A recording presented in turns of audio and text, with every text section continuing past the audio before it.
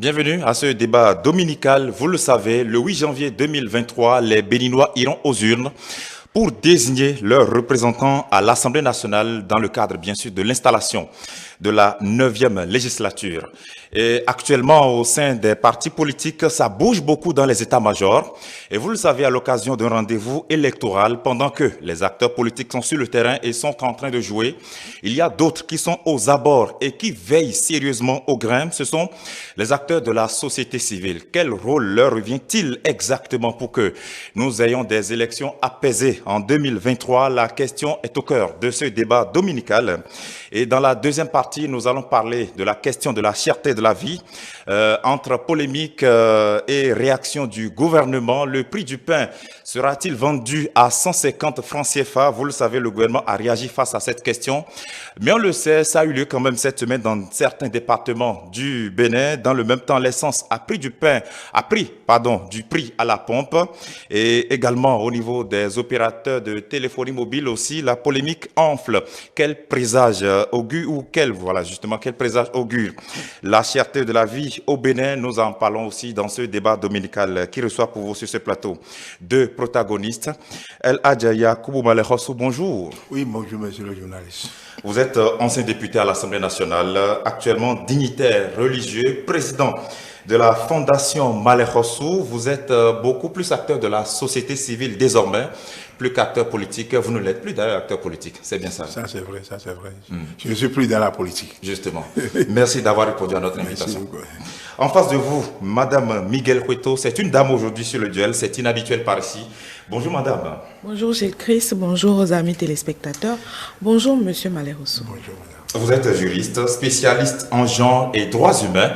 Merci d'avoir répondu à notre appel. C'est un plaisir. C'est heureux de vous recevoir sur ce plateau puisque nous sommes dans le mois de la femme, dit-on. Et les femmes ne sont pas souvent habituées à venir sur ce plateau, peut-être pour diverses raisons. Merci d'avoir accepté notre invitation encore une fois. Merci moi. Et les téléspectateurs aussi peuvent intervenir dans ce programme. Ils ont la latitude de nous écrire sur le numéro WhatsApp qui est affiché à l'écran. Envoyez-nous des messages textes. Les audios ne sont pas admis, encore moins des appels dans ce débat. Alors, d'hier à aujourd'hui, chers invités, le Bénin a beaucoup changé au plan sociopolitique. En témoigne d'ailleurs la réforme politique qui a bousculé les habitudes perpétrées depuis 1990. Alors, Miguel Cueto, est-ce que vous faites le constat selon lequel, ces dernières années, la société civile béninoise végète dans une certaine léthargie? Je voudrais d'abord commencer par vous demander ce que vous appelez léthargie. Je fais simplement le constat à mon niveau de ce que la société civile béninoise, quoiqu'active, peine de plus en plus à obtenir des résultats sur le terrain. J'en veux simplement pour preuve les nombreuses alertes qui ont été lancées par divers acteurs donc, de cette classe de notre société, de notre population, entre 2019, 2020 et 2021.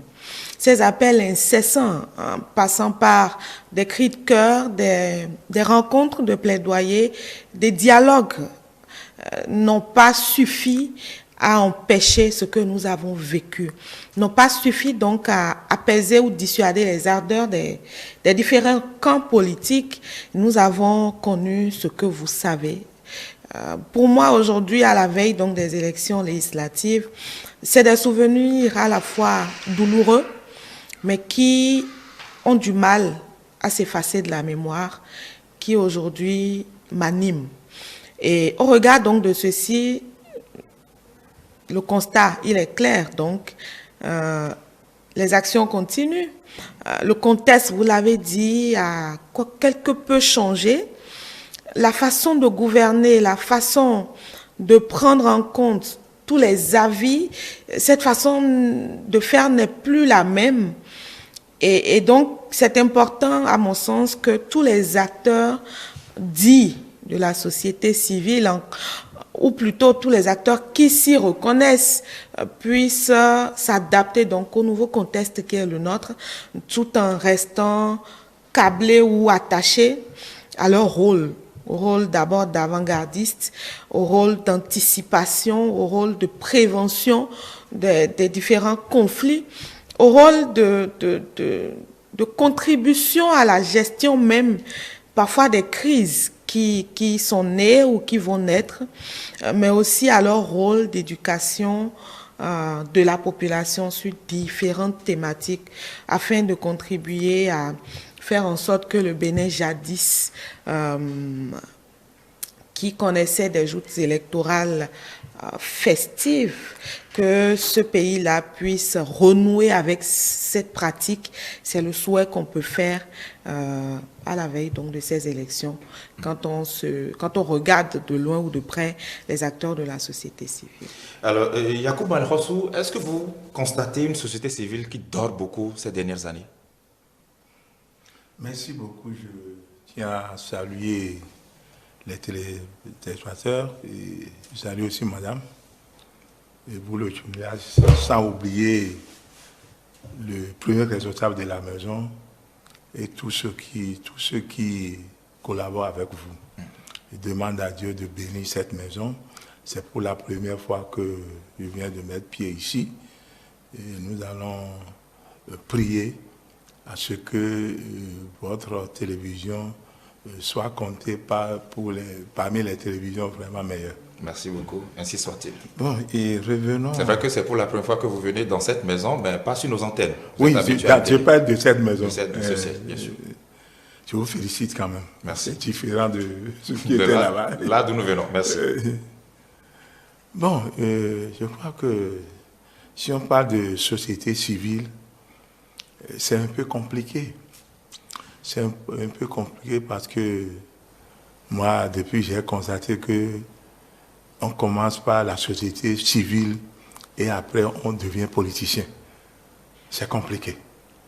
Je connais beaucoup des membres du société civile et après maintenant, ils sont responsables des partis, responsables politiques. Moi, j'ai voulu éviter cela et c'est pourquoi, avec ma fondation a été créée depuis 2004. Mais j'ai constaté qu'avec la politique, ça ne peut pas marcher. Ça ne peut pas marcher. Et moi, c'est ma population qui m'a sollicité. Et surtout, Maman Rosine Vieira Soglo, paix à son âme, en 2007, c'est elle qui m'a forcé à aller à l'Assemblée. Je ne voulais pas, parce que je sais que moi, ce que j'ai demandé à Dieu, c'est de travailler pour la paix. Et avec la politique, tu serais toujours d'un camp. Elle m'a obligé, j'ai fait 2 mandats. Mais le deuxième mandat en 2011, j'ai pris la parole devant les honorables députés pour leur dire que c'est mon dernier mandat. Mon dernier mandat, les gens sont étonnés. Maman a crié pour dire, mais vous se moquez de nous, nous qui ne voulons pas partir. J'ai dit, maman, pour moi c'est un cas spécial. Ce que j'ai demandé à Dieu, ou bien la mission que Dieu m'a commandé de faire, je ne suis pas, avant de partir à l'Assemblée, j'étais opposé. J'étais opposé dans la mesure où je n'ai aucun niveau. Mon niveau de classe est CM2. J'ai fait que 3 mois en classe du CM2. Et j'ai dit, maman, qu'est-ce que je vais dire là-bas? Il dit, non, même si c'est Chara, les gens vont te comprendre. Ça m'a fait mal que j'ai accepté. Mais j'ai été déçu après parce que ce qui se passe là-bas, c'est un peu dangereux. Des fois, la chose est noire, tu es obligé de dire que c'est blanc parce que ton premier responsable, le président de ton groupe, ce qu'il dit, c'est ça que tu dois faire. Et moi, c'est à partir de là que je me suis découragé. Et en 2015, j'ai dit que je ne vais plus repartir. Mais ce que je fais maintenant, c'est la paix. Je ne travaille pas avec tout le monde. Parce que nous, c'est un peu compliqué. Je suis musulman et le Coran a été clair. Sourate 4, verset 59. Ô vous les croyants, obéissez à ceux d'entre vous à qui j'ai donné le pouvoir. Donc, tu es obligé, notre fondation, nous sommes obligés de collaborer avec le pouvoir. Ça fait quand C'est la différence entre les autres. De la majorité présidentielle? Non, du tout. D'accord. Tout ce qui... Moi, j'étais ma fondation éditait, oui. Mais j'ai collaboré avec le président Yahi, Kérékou 1. C'est que nous... Donc vous obéissez au pouvoir? Vous respectez le pouvoir? Nous respectons, et c'est Dieu qui a dit ça. Alors, justement, à côté de vous, il y a d'autres acteurs de la société civile. Est-ce que vous avez l'impression que hier, c'était plus animé qu'aujourd'hui sur la scène sociale Ah oui, ça c'est vrai, parce que la société civile, comme madame, elle n'est plus écoutée. Elle n'est plus écoutée parce que, comme je viens de le dire, il y a une société civile, mais au même moment, on veut aller au front, on veut être politicien. Les deux ne peuvent pas marcher. Si tu dis, il y aura un jour que les gens vont dire, je suis société civile, je signe un papier, je vais dire, bon, je ne vais, jusqu'à ma mort, je ne vais jamais lever la main pour dire que je serai politicien. S'il y a quelque chose comme ça, ça va marcher. Tant qu'il n'y a pas ça, vraiment, les gens vont tout faire et ça ne va pas marcher. Miguel Cueto, comment est-ce que vous expliquez l'état dans lequel se trouve la société civile aujourd'hui? Est-ce que c'est dû à la qualité des acteurs qui animent cette société civile-là, qui ne savent peut-être pas ce qu'ils veulent, ou dû peut-être à la façon dont les gouvernants leur laissent l'espace pour pouvoir s'exprimer? Bon, l'état actuel de la société civile au Bénin est dû à plusieurs facteurs. Oui. Déjà, il faut partir du concept même société civile. Vous savez, c'est un concept encore flou. Il y a plusieurs courants qui vont tenter de l'appréhender. Vous allez avoir un courant qui va vous dire que est acteur donc de la société civile, tout ce qui est association, tout ce qui est regroupement. Et parlant donc d'associations de regroupement, vous allez avoir les associations de médias, les associations vous avez des ONG, vous avez les associations confessionnelles, et religieuses, vous avez différents acteurs, mais on vous dira que c'est les acteurs qui sont regroupés. Moi, je fais partie d'un courant qui estime qu'être acteur de la société civile, ce n'est pas obligatoirement s'insérer ou s'enfermer dans un regroupement ou dans une association, dans un creuset. Parce que pour moi, tout acteur dans un État qui soit capable de faire bouger les lignes, qui soit capable de porter la voix des sans-voix, qu'il soit activiste individuel, qu'il soit juste un leader d'opinion, pour moi, ce sont des acteurs qui animent la vie sociale. Et donc des gens qui doivent pouvoir être considérés comme tels et appréhendés aussi comme des acteurs sociaux. Des acteurs qui ne font pas partie des partis politiques. Excusez l'utilisation des deux mots juste à poser.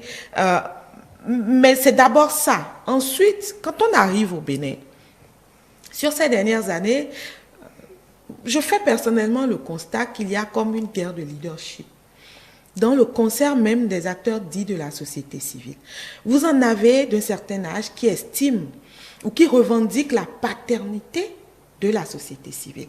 Et en tant que tel, c'est des gens qui estiment que seule leur voix doit pouvoir représenter la voix de la nation, la voix donc des populations, des gens dont la société civile défend les droits.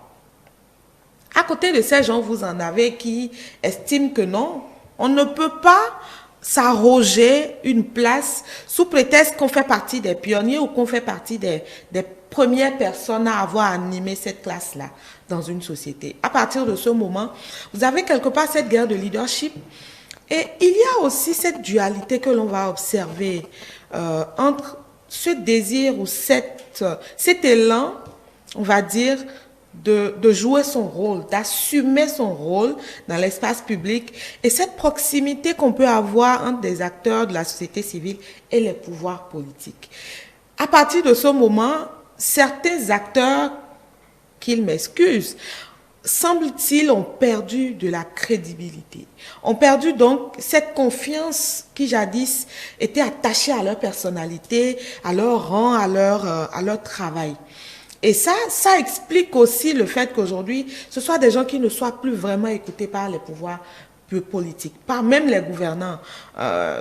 Je n'invente rien en rappelant qu'il y a quelques mois en arrière, les leaders religieux, les leaders traditionnels, je mets ça en guillemets, étaient vus d'un œil un peu inquiétant ou un peu apeuré. On se disait que voilà, vous avez un groupe qui va sortir aujourd'hui, qui va opiner sur des sujets donnés avec des élans partisans. Et ça, encore une fois, c'est des choses qui ont eu le temps de fragiliser ces acteurs de la société civile.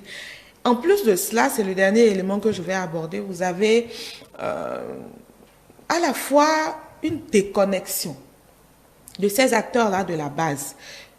Pas tous, évidemment, mais la majorité de ces acteurs semblent déconnectés de la base. Parfois, vous les écoutez aux côtés des gouvernants, après des négociations, après des échanges. Et en tant que population, on ne se retrouve pas toujours dans le discours que ces gens tiennent là.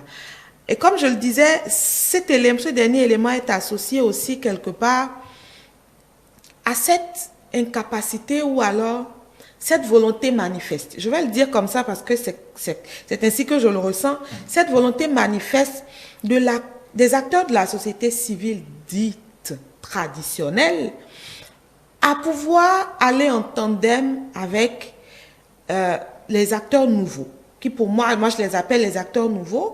Vous avez les activistes, vous avez les leaders d'opinion, vous avez un certain nombre d'acteurs aujourd'hui qui ne se réclament d'aucune association, mais qui, fort heureusement, ont une capacité énorme à influencer les politiques, à influencer certaines décisions au niveau de nos gouvernants. Et donc cette incapacité à aller en tandem avec ces acteurs nouveaux, pour moi, c'est aussi une faiblesse. Tout ça mis ensemble, évidemment, ça fragilise davantage les acteurs dits de la société civile en face donc des gouvernants qui, on le sait, dans leur rôle de conquérir le pouvoir, de s'y maintenir aussi parfois, n'hésitent pas et n'hésiteront pas à davantage saquer, fragiliser ces acteurs-là. Très bien. Yacoub Malekhossou, votre présence sur ce plateau n'est pas du tout un fait de hasard. Vous êtes dignitaire religieux. Et Miguel Cueto vient de parler d'une certaine catégorie d'acteurs de la société civile, dont parfois les dignitaires religieux, qui se montrent un peu trop proches des acteurs politiques tout de même. Votre cas, par exemple, vous personnellement, au niveau de la Fondation Malekhossou, il y a une bonne partie des Béninois qui ne nous voient pas vraiment comme un acteur neutre. Est-ce que ça ne fait pas aujourd'hui des acteurs de la société civile, à partir de vous, par exemple, des gens peu crédibles, non seulement aux yeux des politiques, mais aussi et surtout de la population? Non, je crois que la population, c'est ce que nous, on est en train de faire. Bien vrai, on nous dit proche du pouvoir, depuis toujours, hein, on est habitué. Le problème ne s'agit pas de critiquer le gouvernement en public, non, en désordre, pour faire montrer que ce que le gouvernement est en train de faire, que ce n'est pas bon. Nous, on a les moyens de s'approcher du gouvernement. Moi, je vais vous donner un exemple. En 2018, il y a au moins près de 400 agents occasionnels qui font partie des agents du ministère des Finances qui étaient suspendus. Mais nous, ceux-là sont venus nous voir. Nous avons écrit au chef de l'État pour lui demander la clémence. Parce qu'en ce moment, on disait que le concours qui était organisé, on a assimilé ça au concours de la douane qui était annulé dès l'arrivée du président Talon.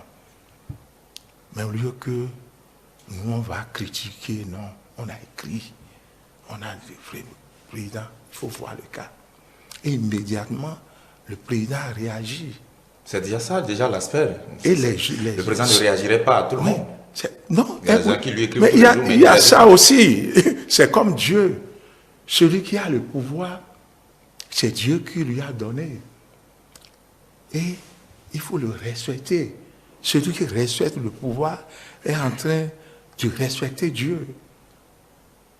Nous, on n'insulte pas, on ne crie pas. Mais ce que nous, on demande, je crois que si c'est 3, on a au moins 1. Il y a beaucoup de cas que je peux vous citer. En temps, on a arrêté près de 2000 motos devant le stade de l'Amitié pour plaques.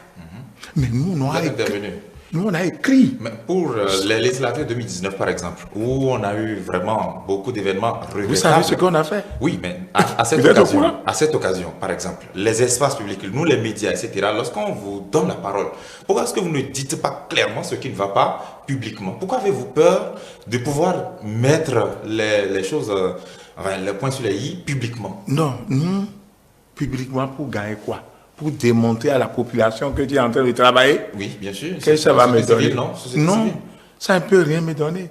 Dans la mesure de ce que je fais, je sais que c'est Dieu qui m'a demandé et il y a des manières d'agir. Ce que tu dis en public, la fondation n'est pas d'accord. Non! Même si nous, on n'est pas d'accord, nous avons les moyens pour convaincre le premier responsable. Il y a beaucoup de cas que je ne vais pas citer. On parle de société civile. En 2019, nous, on s'est déplacés pour aller à Tchaourou. Vous êtes témoins. On a rencontré les sages, les notables. On n'a vu aucune société civile, à part nous. On est parti rencontrer le roi de Niki pour lui dire, parlez à vos gens là qui sont armés, il faut les désarmer. Il faut leur dire de laisser leur fusil là. Que nous, on n'est pas du côté du gouvernement, mais nous, c'est la paix. C'est ce que nous faisons. Mais tout récemment, nous, on est allé jusqu'à Porga. Je crois qu'un membre de la société civile aura ce courage. Et avec nos propres moyens, on a sillonné près de 9 communes dans la Takora. On a réuni les jeunes. Ceux-là qui sont en train de vous recruter, c'est pour vous faire du mal. Les jeunes nous ont parlé. Ils nous ont dit non, nous avons nos frères qui sont partis, nous on a refusé, mais il nous faut du travail. Si on parle de djihadistes, et on dit qu'il y a des jeunes dedans, il y a des bénins dedans. Ça, je vous le dis franchement. Mais à cause de la cherté, de la pauvreté, on leur propose 100 000 francs pour aller surveiller la brousse, pour aller surveiller la forêt. Ils acceptent. Mais depuis le 12 que nous, on a commencé notre tournée, je crois qu'on a mis fin à cela. On a fait au moins 10 jours dans le nord. Les imams et les alphas. On a fait 10 jours. Plus que 10 jours. Et je crois que vraiment, ce n'est pas... Ça fait mal. Parce que nous, on a trouvé personne sur le terrain. On était seuls. À part les membres du gouvernement qui sont partis. Mais les membres du gouvernement ici et aussi, qu'est-ce qu'ils ont fait? Les députés sont partis rencontrer les militaires. Mais nous, on a rencontré les jeunes, les sages et les notables, pour leur demander n'accepter plus d'héberger les inconnus. Et ils nous ont compris. 9 communes, c'est ce que nous faisons. Mais si on dit que nous allons faire une conférence de presse pour critiquer le gouvernement, non, ça ne sert à rien. Ça ne sert à rien. Donc, c'est pourquoi nous, on n'est pas... Même si on invite les membres de la société civile au ministère de l'Intérieur, nous, on ne nous a jamais invités. Mais ça ne dit rien. Au moment où on a voulu installer, je crois que les 8e législatures, les députés, là, les gens étaient soulevés. Nous, on s'est déplacés, les imams et alpha, on a même des noms musulmans. On s'est déplacés pour aller à Porte-Novo, de quartier en quartier, pour leur dire pardon. Si ça se chauffe, on ne connaît pas ni mouvancier ni opposant, c'est tout le monde. Et les gens nous ont écoutés. Donc, c'est ce que nous faisons. Très bien. C'est différent des autres, mais si on dit qu'on est avec le pouvoir, non. C'est ça. Nous ne voulons rien du pouvoir. Miguel Cueto, est-ce que cette façon-là d'animer la société civile, est-ce que ça peut rassurer d'abord la population qui attend des preuves palpables qu'effectivement on défend ses causes? Nous avons les législatives 2023 en ligne de mire. Est-ce que dans un tel contexte, on peut vraiment s'attendre à ce que cette société civile joue convenablement son rôle et rassure les uns et les autres? Bon, je crois qu'il faut d'abord partir d'un petit commentaire. Quand j'écoute le président de la Fondation Malher Ossou, j'ai l'impression qu'il n'y a que cette fondation qui travaille dans le pays, puisqu'il dit qu'il ne voit pas les autres sur le terrain. Donc, à l'en croire, il n'y a que cette fondation qui soit active et qui arrive à obtenir les résultats que nous avons. C'est tellement grâce à cette fondation qu'à Porto Novo, les populations se sont calmées et que les actuels locataires et employés du peuple au Parlement ont été installés.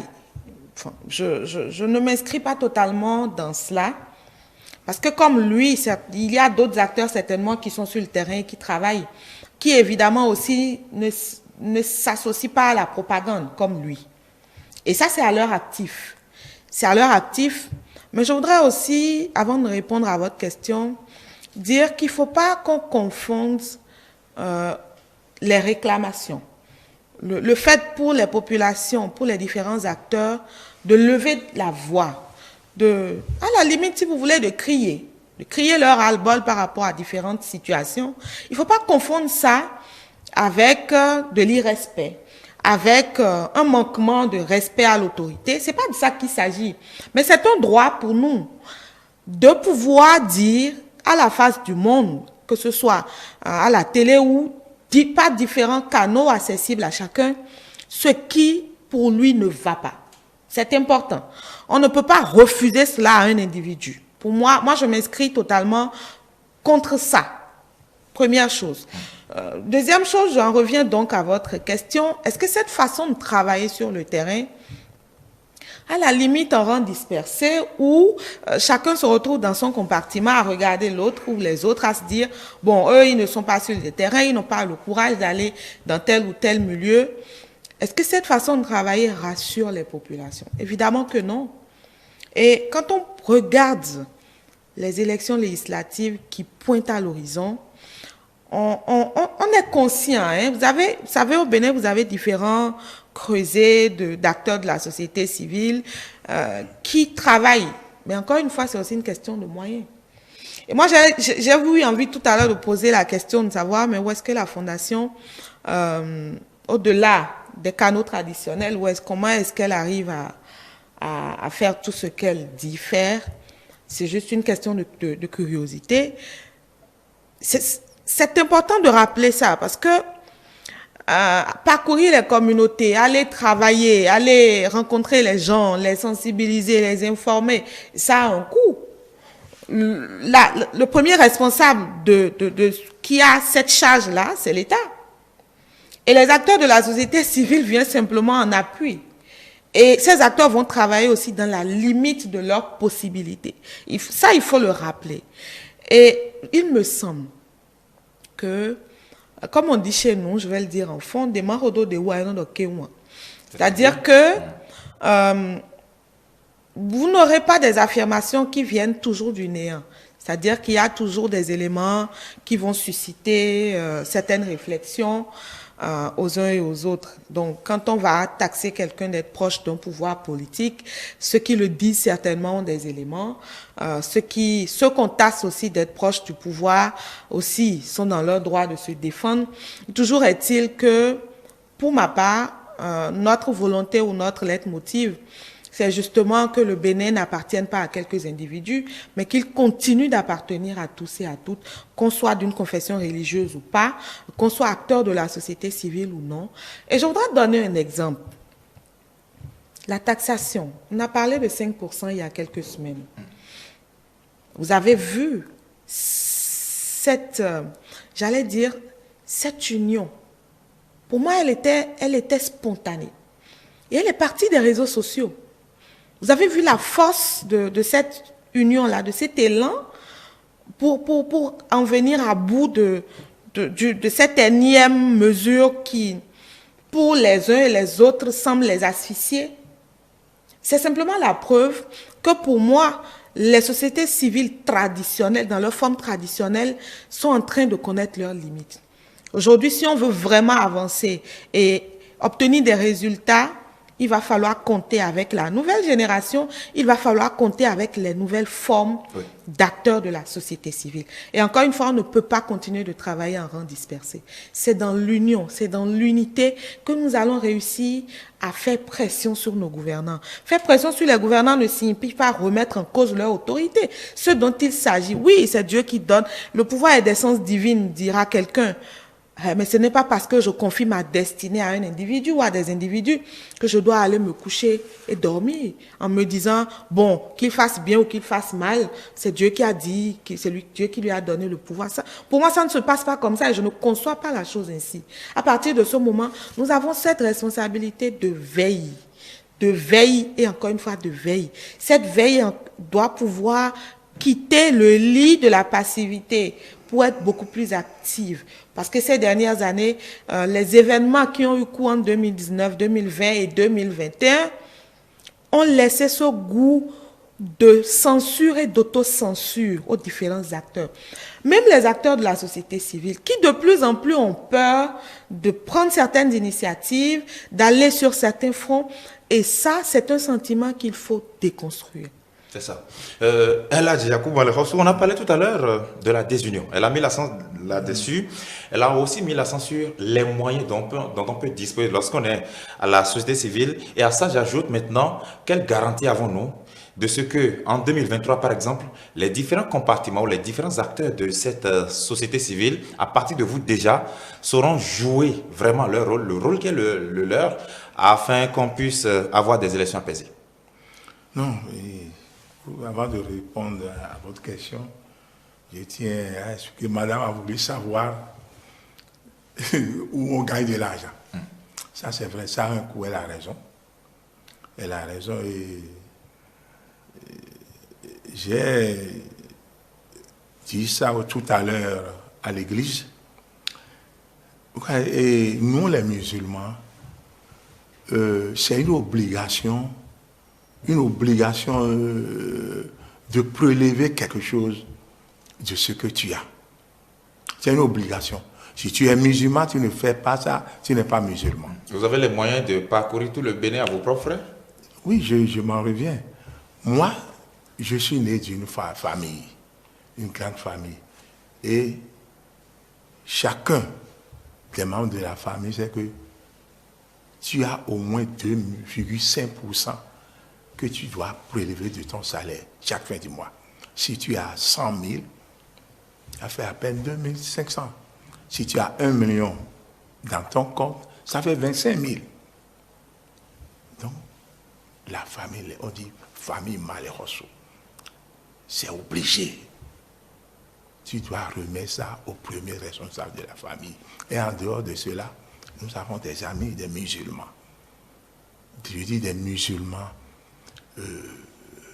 qui prélèvent l'argent là, la zakat là, et me remettent. Donc c'est là, les gens ont l'habitude de croire que nous sommes financés par le gouvernement. Wallahi, un franc. Et on n'a pas besoin de ça même. Ça rejoint la question d'un téléspectateur qui demandait justement, est-ce que ce n'est peut-être pas parce que les acteurs de la société civile sont obligés de recourir aux acteurs politiques chaque fois qu'ils deviennent un peu crédibles? C'est la réalité. C'est Gilbert depuis Savalou. Madame, en vous posant la question à vous, par exemple, franchement, lorsque vous avez la possibilité d'écrire au chef de l'État qui vous reçoit immédiatement pour vous écouter, il fait tout ça sans vous donner de l'argent, sans vous financer, en toute honnêteté. Et là, le peuple nous regarde. Je suis devant le peuple. Absolument. Talon ne nous a rien donné depuis que la fondation ne paraissait pas ingrat. Rien, même pas 100 francs. Et nous, on ne demande pas. Pourquoi on va demander? Si Talon te donne de l'argent, tu n'as plus de récompense auprès de Dieu. Wallahi, talaï. Moi, j'ai dépensé 73 ans, bientôt 74 ans. Qu'est-ce qu'il me reste encore? Tout ce que je faisais jusqu'à maintenant, et je vais demander l'argent à un politicien de venir m'aider. à aller faire quelque chose pour Dieu. C'est pour Dieu ce qu'on fait. J'étais à l'église aujourd'hui, je t'ai dit ça. On vous a invité à l'église, On vous m'a n'êtes pas invité. devenu chrétien. Je Bon. suis musulman, mais on m'a bien. demandé Oui. comment Oui. sensibiliser les gens Oui. à prélever un peu de ce qu'ils gagnent. C'est ça. Ça, c'est la question des moyens. Donc, Maintenant, donc c'est nous-mêmes, madame. sur l'aspect C'est de la nous-mêmes. désunion maintenant. Les enfants, les parents et les amis. C'est ça. Sur l'aspect de la désunion au sein de la société civile, on a l'impression que vous cavalez seul alors qu'il y a d'autres qui sont à côté qui aimeraient bien aussi faire le même travail que vous. Le travail que nous, on est en train de faire, c'est très différent. Hein. C'est très différent. Nous, on veut la récompense de Dieu. D'accord. Parce que si je vais aller maintenant au front pour aller sensibiliser les gens, je vais payer de carburant dans les voitures. Mais si je te demande 1000 francs, c'est que la récompense est là. Toi aussi, tu en auras. Mais si tu me donnes, je vais prendre. Sachant bien que ce qu'on va gagner, toi-même, tu en auras. Mais si tu dis ça aux membres de la société civile, ceux-là ne peuvent pas te comprendre. Moi, je suis en train de signer la ligne de ma religion. Si tu fais quelque chose à la sueur de ton front, c'est que tu seras récompensé. Et en 2023, comment ça va se passer selon vous? Mais on a commencé, nous avons déjà dit à l'église. Nous leur demandons d'être patients. Pendant les campagnes, il ne faut pas insulter. Posez vos actes et en montrant ce que vous voulez faire pour la population. Mais on n'a pas besoin de s'injurier. Et prier. Les gens n'aiment pas entendre cela. Priez beaucoup. Priez à ce que c'était passé en 2019 là, que cela ne revienne plus. Mais si je dis prier, prier, les gens se moquent de moi. Moi, je sais pourquoi je dis ça. Il a un Dieu. Et présentement, ce qui se passe à l'Ukraine. Est-ce que vous avez vu un blanc dire Dieu n'a qu'à faire que Poutine là, il baisse les bras? Personne ne dit pas. Est-ce que ceux-là connaissent Dieu? Ils ne connaissent pas Dieu.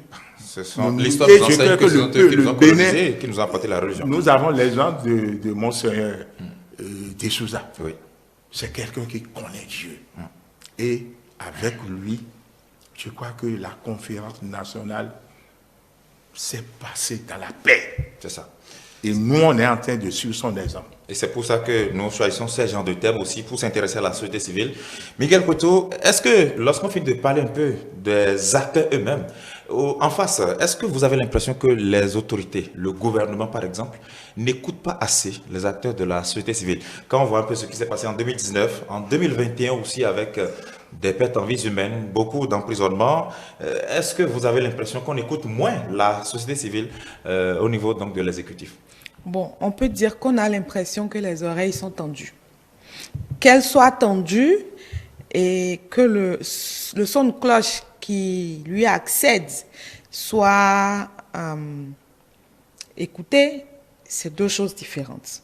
Donc, on a cette impression que les gens sont disposés à écouter, à recevoir les différentes parties prenantes, à dialoguer. Mais après, qu'est-ce qu'on observe concrètement comme action sur le terrain? C'est là justement les interrogations qu'on peut émettre. Et donc, oui, on nous affiche une volonté manifeste d'être à l'écoute des uns et des autres, mais après, ça se limite justement à ces rencontres-là, à ces séances d'échange, puisqu'on sait, il faut le rappeler, que dans un État, surtout dans le contexte qui est le nôtre, le premier responsable de l'État a les parcelles de pouvoir lui permettant de dégeler une situation. Ça, c'est clair. Après, il y a aussi que c'est des gens qui ont des aspirations, qui veulent, par exemple, reconquérir le pouvoir, s'y maintenir. Et on a observé, on est passé d'une volonté de faire un mandat unique vers une volonté qui a évolué, donc de répondre à l'appel d'un certain peuple pour aller travailler, vers plus enraciner plus les valeurs, beaucoup plus les valeurs démocratiques, les valeurs de l'état de droit, etc., etc. Donc, on en est là. Il y a comme une écoute de façade. Je vais le dire comme ça. Il y a comme une écoute de façade venant de nos gouvernants. Autrement, on n'aurait pas eu ce qu'on a connu. Et ça, personnellement, je voudrais ici m'incliner devant la mémoire de ces personnes, de ces compatriotes, hommes et femmes qui nous ont quittés, à la fois dans les élections législatives et les autres joutes qui s'en sont suivies. C'est regrettable que notre pays en soit arrivé là.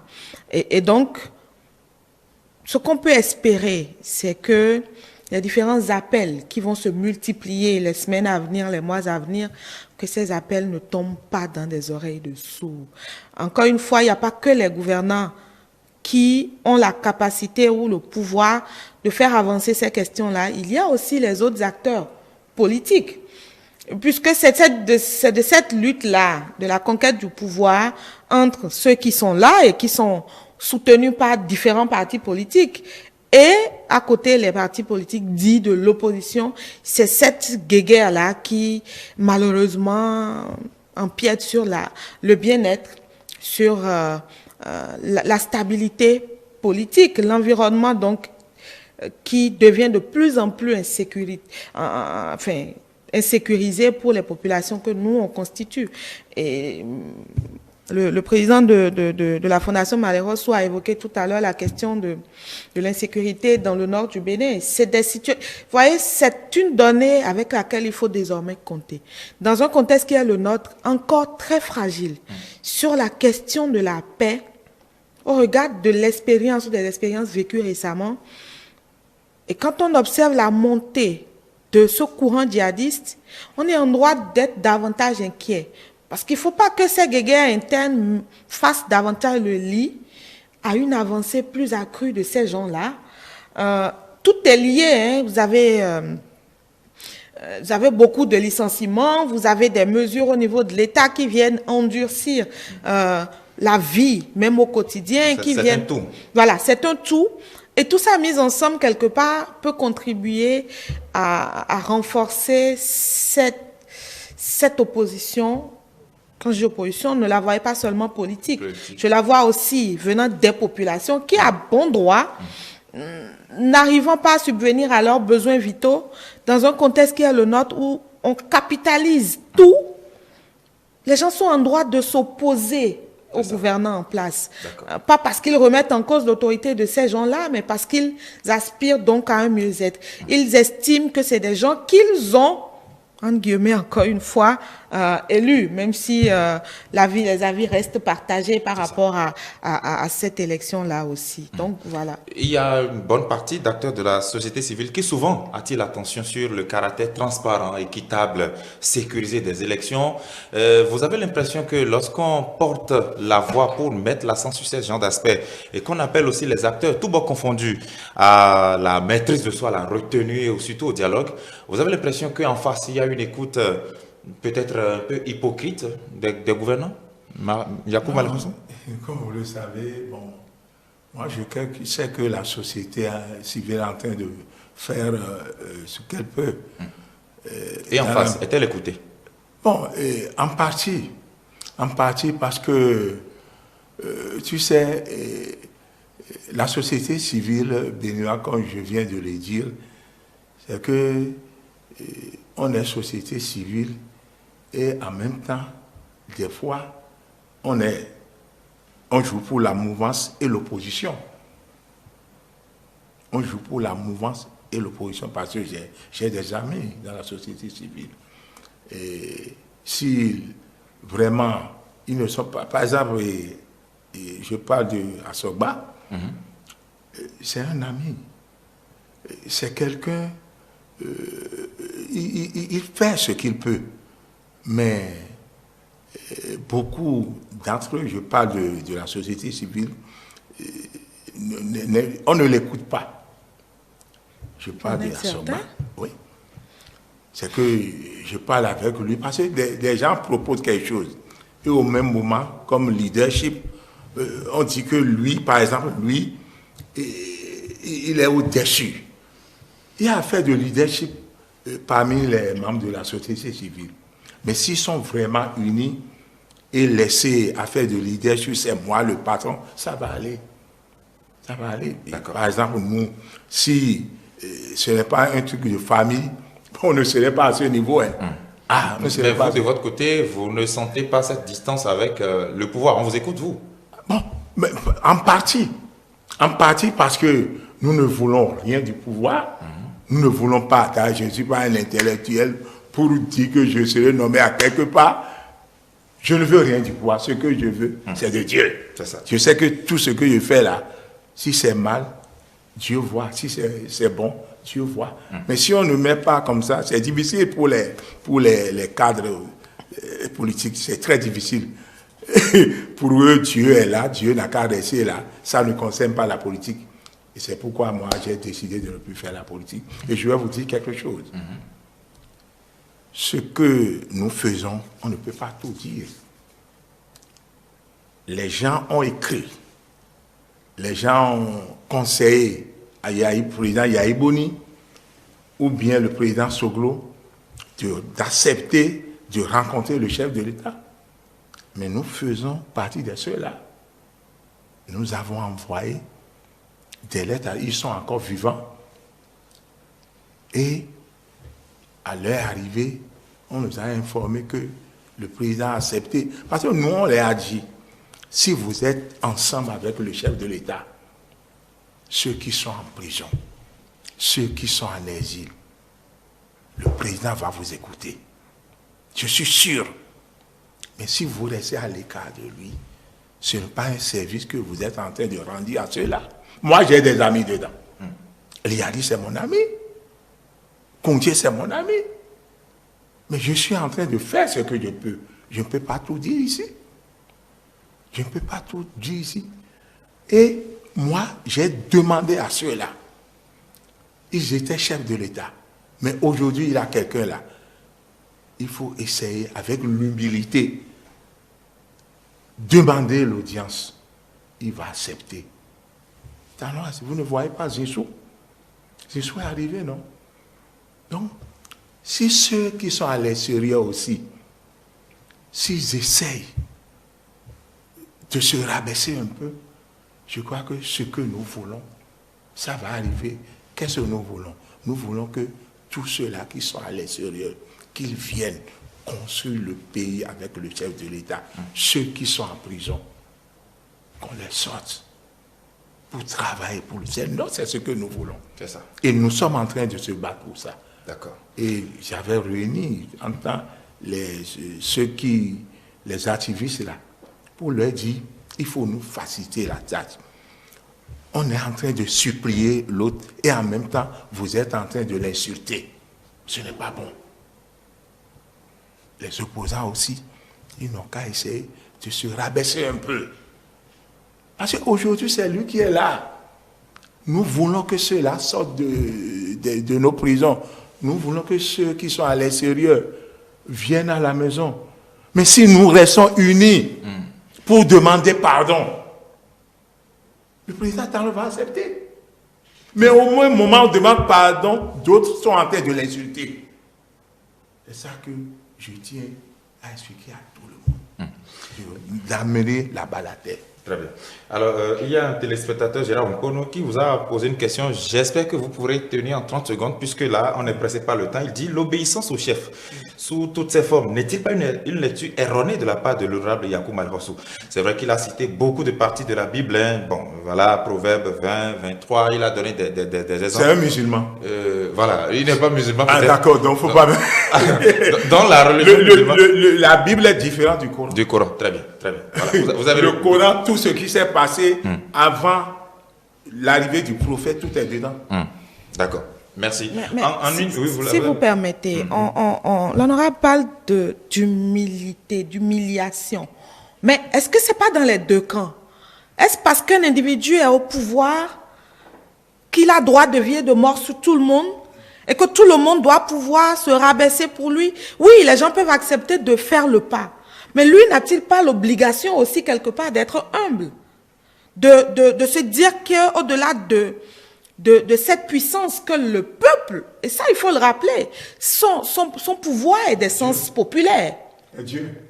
C'est Dieu, mais Dieu est passé par des populations. Dieu est passé par les Béninois en 2016 pour lui accorder leur suffrage.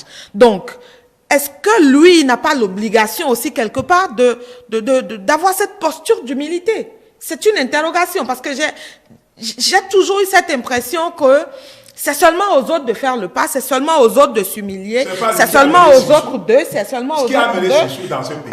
Honorable. C'est pas l'humilité? Honorable, c'est pas de ça. Moi, je ne veux pas rentrer dans votre débat politique. C'est pas mon rôle. Franchement, c'est pas mon rôle. Mais j'estime qu'il faut faire preuve d'indépendance. C'est-à-dire que de la même façon qu'on demande aux opposants et aux autres acteurs de la société, humiliez-vous, rabaissez-vous. Et ce mot-là, ce verbe-là, de supplier, c'est-à-dire demander pardon, excusez-moi, c'est le chef de l'État. Il n'est pas le souverain, il n'est pas, j'allais dire, c'est un Béninois. Il n'est pas un super-homme, il ne vient pas du néant. Il vient du peuple béninois. Et en tant que tel, il ne doit pas avoir cette sacralisation à outrance de sa personne. C'est une façon, à mon sens, de le distancer davantage du citoyen lambda que je suis. On ne peut pas continuer de prôner cela parce qu'en le faisant, on enracine dans la mentalité des gens que un individu à un moment ou à un autre, lorsqu'il se retrouve à la tête de votre pays, c'est-à-dire que c'est quelqu'un, il faut l'encenser, il faut l'embaumer, il faut... Non, arrêtons ça. Franchement, arrêtons ça. Arrêtons ça. Et c'est tellement facile d'invoquer Dieu. On croit tous en un être suprême. Mais moi, j'estime que oui, Dieu, il nous a créés, il nous a donné tout ce que nous avons. Mais c'est pas une raison pour rester couché dans nos lits et dire Dieu va nous donner à manger. Ça ne se passe pas comme ça. À partir de ce moment, j'estime qu'il soit important de cesser toutes les fois de dire mettons-nous ensemble, allons le supplier. Attendez, il y a des règles dans la République et l'État du Bénin est laïque. Donc qu'on arrête, excusez-moi, de mettre en avant tout le temps Dieu, oui, chacun croit en un être suprême. Et ma religion ne doit pas s'imposer aux autres. Très bien. Et Dieu, enfin, le chef de l'État, il a une croyance religieuse, certainement. Au-delà de cette croyance religieuse, il a accepté, il a voulu être à la tête du Bénin. Il a voulu, à un moment donné, rempiler. Donc, il est à la fois enserré entre son Dieu à lui, que je ne connais pas, je ne sais pas en qui il croit, mais aussi aux valeurs de la République, aux principes, aux lois de la République. Donc, il est enserré entre tout ça. C'est ça. C'est de sa responsabilité de trouver le juste milieu et de pouvoir satisfaire les populations qui lui ont donné ce pouvoir-là. Je crois que Madame a oublié quelque chose. C'est le président Talon qui est parti chez le président Soglo. Deuxièmement, c'est le président Talon qui est parti ramener Zissou dans ce pays. Ça, ce n'est pas l'humilité. C'est l'humilité, c'est ce que nous demandons. C'est l'humilité. Zissou est condamné, mais il est venu avec lui. Vous avez vu ça avec vos yeux, ensemble. Et c'est ce que nous, on va continuer à prêcher la bonne parole. Ceux qui ne croient pas, ça ne fait rien. D'accord. Nous, tout ce qu'on sait, tous ceux qui sont à l'extérieur, ils vont revenir dans ce pays. Tous ceux qui sont en prison, ils vont sortir. Au nom de Dieu, Allah subhanahu wa ta'ala, je vous le jure. Non, ça, Je c'est le voudrais souhait rester de avec tout le vous. monde, Donc, honorable. Donc c'est moi, je dis Dieu, pas de l'opposition. parce que je crois en Dieu, je sais que Dieu est capable de tout. Le président Talon, Dieu va l'inspirer. Mais dire qu'on ne peut pas le supplier, mais ce que madame dit maintenant, elle ne peut jamais supplier son mari. Hein. Non, le débat n'est pas là. Qu'est-ce que Le vous débat en n'est pas savez, là. honorable? On ne va pas aller Moi, là-bas. je dis, Oui. c'est qu'elle dit, on ne peut pas supplier. Qu'est-ce Non, que le vous en président- savez, non, on ne honorable? va pas aller là-bas. Je voudrais On dit rester qu'on avec ne peut pas vous. supplier Pendant- un chef de pendant- l'État. Ah non, non, non, Cet ne faites pas aspect- de l'amalgame. Ne Oui, me oui, faites oui, pas oui, dire. oui. Non, c'est déjà réglé. C'est Gilles déjà Christ, réglé. Oui, que c'est déjà l'honorable réglé. ne C'est me pas fasse pas supplier, dire c'est ce déjà que je... réglé. Oui, Qu'il non, ne oui, me fasse oui, pas c'est dire déjà- ce que je c'est n'ai déjà- pas je dit. vous en prie, je vous en prie. Qu'il je vous ne en me prie. fasse pas dire Oui, ce le que débat, je n'ai le pas débat dit. n'est pas allé juste là. D'accord. Très bien. Oui, D'accord. honorable D'accord. Yacoub Malhossou, C'est pas je voudrais qu'on l'humiliation. reste avec vous. On a encore 4 minutes. pour conclure ce débat, je voudrais qu'on parle un peu de la hausse du prix du pain survenue cette semaine. Dans certains départements, on a vendu le pain à 150 francs CFA. On sait que le prix habituel, c'est 125 francs. Dans le même temps, on sait que récemment, le Conseil des ministres a même annoncé que l'essence doit coûter un peu plus cher. C'est désormais 600 francs à la pompe. Et dans la même période, on sait qu'au niveau d'un réseau de téléphonie mobile, on a aussi parlé d'une certaine taxation des opérations mobiles. C'est vrai qu'on est revenu aussi sur cette décision-là. Bon, finalement, qu'est-ce que la cherté de la vie là nous réserve finalement selon vous? Non, je crois que tout ce qui se passe, nous devons savoir qu'il y a quelque chose qui se passe à l'extérieur de notre pays. L'Ukraine, Moscou, La Russie. Donc je crois que c'est ça qui est en train de jaillir vers nous. Maintenant, c'est vrai que la vie coûtait un peu plus oui, cher. Un peu plus cher. Moi, j'ai des enfants à l'extérieur. J'ai des enfants à l'extérieur. Et ce qui se passe là-bas, c'est encore dur plus qu'ici. Ça, je vous le dis. J'ai des enfants à l'extérieur. Et ce que nous voyons ici, là, c'est encore mieux. Et ce n'est pas à cause de ça que nous allons encourager les gens à déborder. Parce que le sac de farine de blé coûte à combien?